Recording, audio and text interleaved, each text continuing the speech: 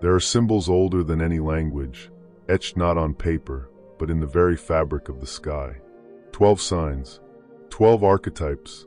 We call them the Zodiac, yet few ever ask, where did they truly come from? And what ancient purpose do they serve beyond daily horoscopes and personality quizzes? You see, the Zodiac isn't just a system of predicting moods or matching soulmates. Its roots reach deeper, into lost civilizations, into temples buried beneath desert sands, into scrolls so old their words crumble to dust upon touch.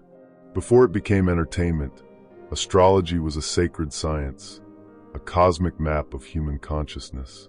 Imagine ancient priests and mystics standing beneath the endless sky, not as passive observers, but as students of a grand celestial language. The stars weren't just lights in the night. They were living symbols, reflections of an invisible order shaping both the heavens and the human soul. Why does this matter to you now? Because understanding the true origins of the Zodiac isn't about superstition, it's about awakening.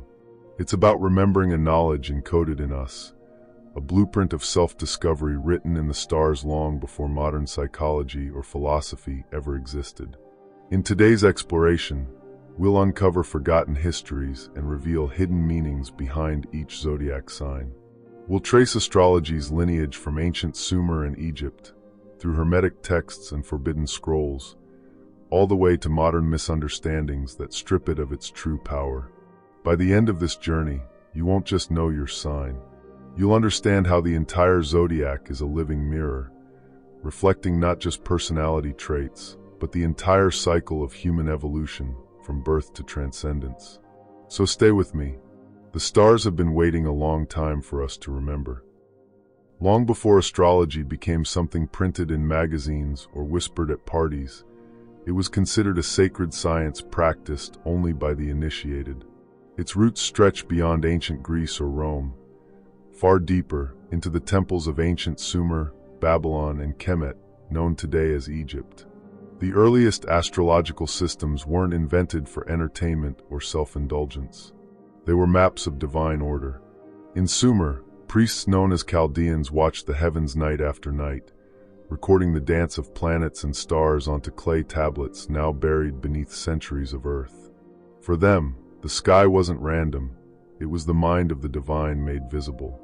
From these early records, the system we now call the Zodiac slowly emerged. 12 sections of the sky, each ruled by certain stars and symbols, each reflecting not just cosmic forces, but psychological states.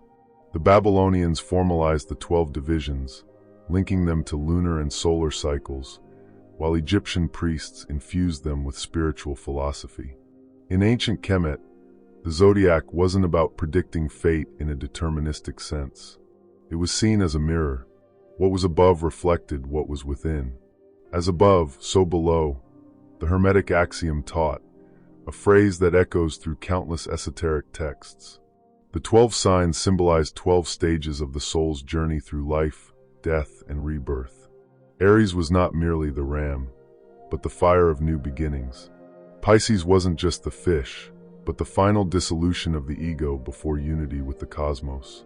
Why has this knowledge been hidden or forgotten? Some truths are simply too vast, too disruptive to fit into modern systems of control and commerce.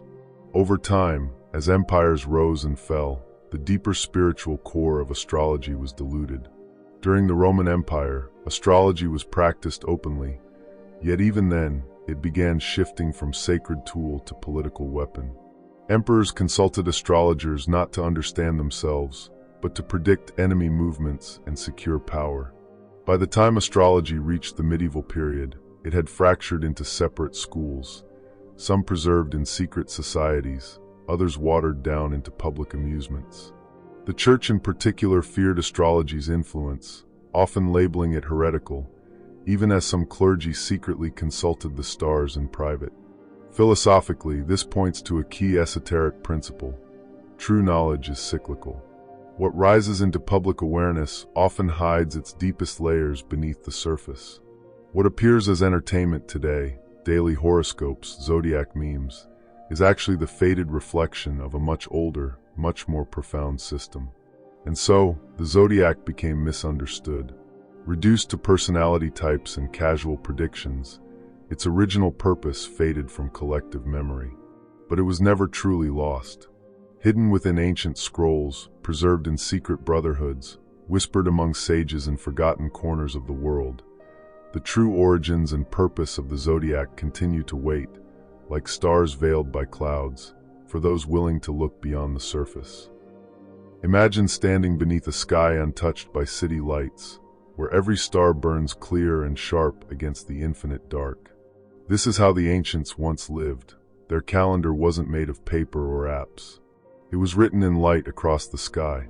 To them, the zodiac was not just a wheel of personality types. It was a living diagram, a cosmic clock layered with symbols, each marking a phase not just in the year, but in the soul's eternal journey. At its core, the zodiac is built upon 12 signs, each aligned with a specific slice of the ecliptic, the sun's path through the sky as seen from Earth.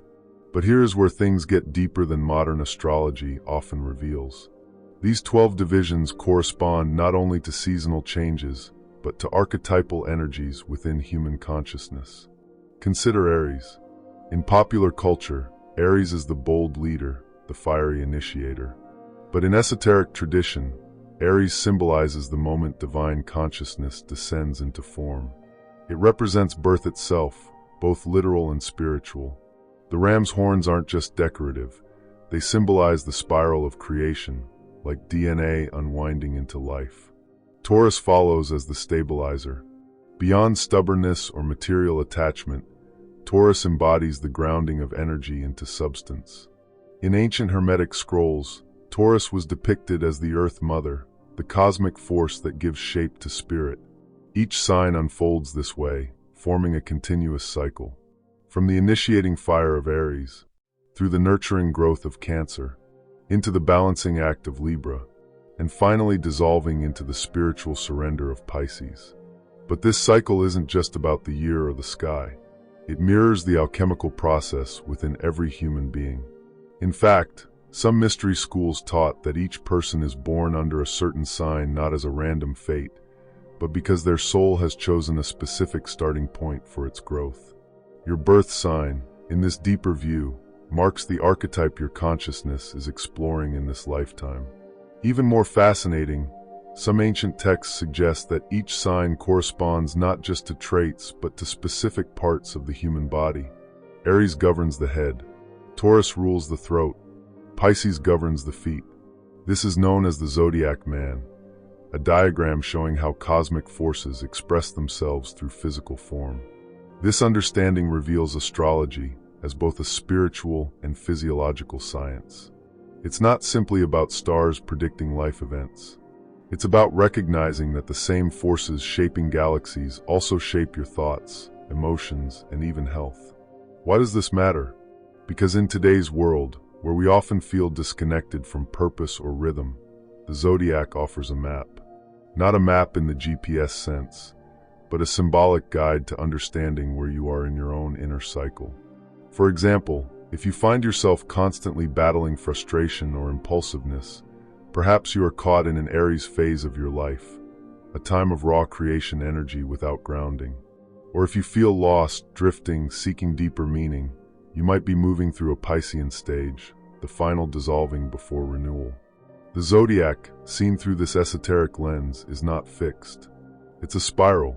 While your birth sign may set the tone, every soul journeys through all 12 archetypes across a lifetime, often multiple times. And here's something rarely mentioned outside esoteric circles. The true zodiac wasn't just tied to the solar year.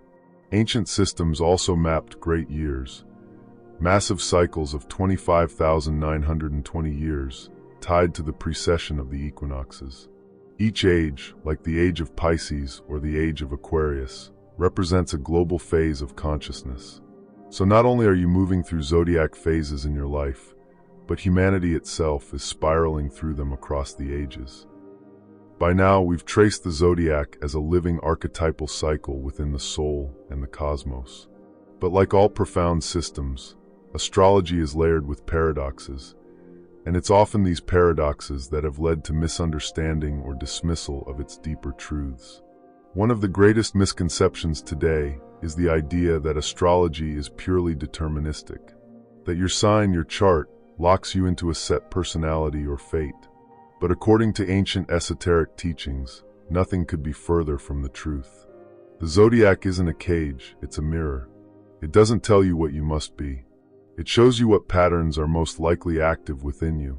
And beyond that mirror is something far greater: free will, awareness, and the power of conscious transformation. Mystics taught that while the stars incline, they do not compel. Imagine standing at the center of a vast clock tower. The gears and hands move all around you, each marking seasons, cycles, and phases. But you, the observer at the center, remain still, untouched by the mechanism if you choose to step outside its automatic motion. In Hermetic philosophy, this is called rising above the wheel. The Wheel of Fortune, familiar from tarot and esoteric art, symbolizes exactly this principle.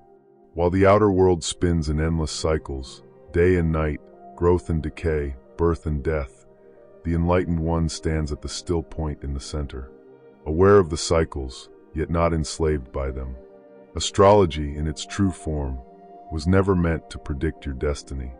It was meant to help you become conscious of the invisible energies shaping your experience, so that you could transcend unconscious patterns and step into deliberate creation. And yet, even this is only the surface, because beneath the 12 signs lies a hidden 13th, the sign of Ophiuchus. Rarely spoken of in popular astrology, Ophiuchus represents the serpent bearer. In ancient myths, the serpent symbolizes both danger and wisdom. It coils, it sheds its skin, it rises. Ophiuchus sits between Scorpio and Sagittarius in the celestial band. Its presence challenges the rigid 12-sign structure, reminding us that life doesn't always fit cleanly into human-made categories. The serpent bearer symbolizes initiation, the stage where the soul transcends the normal zodiac altogether, moving into higher states of consciousness. In some mystery schools, Ophiuchus was taught as the hidden path. While most people circle endlessly through the 12 signs, repeating karmic lessons, the initiated soul moves beyond, embracing the 13th sign as a symbol of spiritual mastery. This ties directly into the great ages we mentioned earlier. Humanity is believed to be transitioning now from the age of Pisces to the age of Aquarius, a shift not just in astrological terms, but in collective consciousness. Pisces ruled the last 2,000 years with its themes of faith, sacrifice, and hidden knowledge. The symbols of the fish appear everywhere in religious iconography from that period. But now Aquarius rises, the water bearer, symbolizing truth revealed, systems disrupted, and the free flow of esoteric knowledge once kept secret. That's why astrology is resurging in popular culture, though often in diluted forms. It's not random. It's part of this larger shift, a sign that humanity is remembering ancient tools as part of its awakening. So here's the real hidden teaching. While your personal sign gives you clues, and while the great ages mark collective cycles, both are ultimately invitations. Invitations to remember that you are both part of the cosmic pattern and also its observer. You are the player and the architect, the dancer and the dance. Now that you understand the true origins and deeper philosophy behind the zodiac, the question naturally arises: how can you use this knowledge in real life? Not as superstition, not as entertainment, but as a daily living practice, a conscious alignment between the movements of the cosmos and the unfolding of your own inner world. The first and most important step is simple: learn to observe without attachment. Just as ancient mystics watched the stars to understand divine patterns, begin watching your own cycles. This means becoming deeply aware of your emotional states, mental patterns, and even your physical energy throughout different seasons, moon phases, and planetary movements. Keep a simple journal, noting, for example, how you feel when the sun enters Aries compared to when it moves into Taurus. Over time, you'll start noticing subtle patterns, surges of creativity, periods of inner withdrawal, or phases of outward action. The second practice is called archetypal meditation. This is where the real alchemical work begins. Once a week, choose one zodiac archetype and spend time contemplating it, not as a fixed label, but as a living force within you. Sit quietly. Visualize the symbol of that sign, the ram, the bull, the scales, the fish. Reflect on its qualities not in others, but in yourself. How does the energy of Leo's courage show up in your life? Where might you need more of Capricorn's discipline or Virgo's precision? This isn't about labeling yourself. It's about integrating all 12 forces, recognizing that every archetype lives within you as a potential waiting to be awakened. The third practice connects to the ancient teaching of the zodiac man. Study the relationship between each sign and the human body. You'll discover profound insights. How tension in your throat may connect to blocked Taurus energy, or how headaches may coincide with excessive Aries fire. By aligning simple practices like breath work, yoga, or focused attention on those specific areas, you harmonize your physical body with your spiritual blueprint. For example, if you feel overwhelmed by indecision or imbalance, contemplate Libra energy while focusing your breath in the lower back and kidneys, the areas Libra traditionally governs. The fourth practice involves planetary timing. While this may sound complex, it can be as simple as paying attention to full moons, new moons, and equinoxes. These moments mark shifts in collective and personal energy. Setting intentions or practicing quiet reflection during these windows helps anchor your inner cycle with the larger cosmic rhythm. One timeless ritual is the full moon release. On each full moon, write down what you wish to let go of: limiting beliefs, old habits, emotional baggage. Burn the paper safely, watching as the smoke rises, symbolizing release back into the ether. Ancient mystics did similar practices, using fire as a bridge between material and spiritual planes. Finally, cultivate the practice of stillness. Remember, the goal isn't to become enslaved by astrological cycles, but to rise above them. By observing the zodiac's dance from a place of calm center, through meditation, silence, or mindful breath, you embody what the ancients called the eye of the storm. Through these steps, astrology shifts from passive belief into active wisdom. It becomes not a set of predictions you wait for, but a map you walk consciously, moment by moment. And in doing so, you step fully into the role of mystic and student of the stars, just as those ancient priests did thousands of years ago. When we look up at the night sky today, it's easy to forget that for most of human history, the stars were not just distant lights. They were teachers, mirrors, silent guides whispering of a larger order that connected all things. The zodiac was never meant to predict lottery numbers or relationship outcomes. Its true origin is far older and more sacred, a living map of the soul's journey, echoing both in the cycles of nature and in the hidden architecture of human consciousness. From the ancient temples of Sumer to the secret scrolls of Kemet, from Hermetic texts to modern rediscoveries, the message remains the same: as above, so below; as within, so without. The 12 signs are not cages. They are archetypes, universal energies waiting to be consciously embodied. By learning their patterns, by meditating on their qualities, by observing their echoes in your own life, you begin to remember that nothing about you is random. You are not just floating through life. You are part of a grand design. Now more than ever, in an age of constant distraction and surface-level meaning, returning to this ancient knowledge becomes a form of rebellion, a quiet, steady reclaiming of rhythm, purpose, and depth. The stars may seem distant, but their story is written in your very breath, your heartbeat, your thoughts. The zodiac's wheel turns, whether we watch it or not. But for those who choose to look, to listen, and to align, the wheel becomes a path. A path not toward superstition, but toward self-mastery, toward awakening. So, as you move forward from this video, ask yourself, which archetype is calling to you right now? What phase of the great cycle are you walking through? And what might shift if you chose to see yourself not as a random fragment, but as a reflection of the cosmos itself? Thank you for joining this journey. If this message resonated with you, share your thoughts in the comments below. What sign or archetype has shaped your path most deeply? Like, subscribe, and stay tuned for future explorations into ancient wisdom, hidden teachings, and the sacred sciences forgotten by time, but never truly lost. The stars are watching, and so are we.